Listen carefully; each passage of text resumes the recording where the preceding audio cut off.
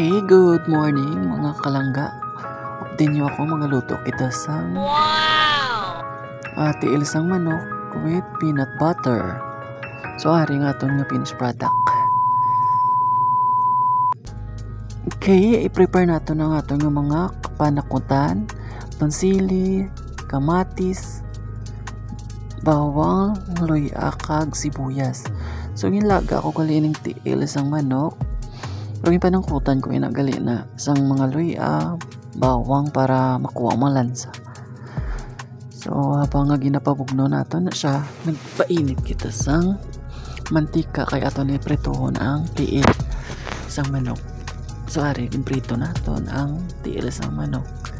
Kaginaluan ko gali na sang mga sa mga turutulaan sang manok no. So may magaluto kita sang tiil sang manok with peanut butter and oyster sauce. Bangga prito kita, naulat nato, so ginalimpyan ko kali ang isda na ako inog sulod sa rep.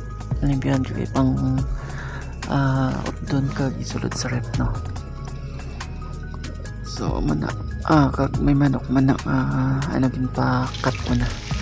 So balikan naton ang atong ginaprito, ang ginaprito tanga tiil. So tig-as ang prito nga nga balik taron. Kita nyo puti pa dapat pag nagluto kita magprito is brown naton siya brown para namin siya kung lutoon para ito hindi pala hilaw ang tsura na.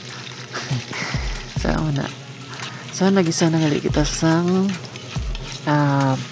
luya, sibuyas, bawang. So, lugay-lugay. Tayo mikos-mikos na ito natin naluto. So, mikos-mikos ang mga panakot kag butang tanang aton nga kamatis, sili kag after that butang tang ang aton nga butang patanggal isang peanut butter kag kamay nga tubig para mangin mangin sauce. So, ang aton nga mga tiil nga ginprito.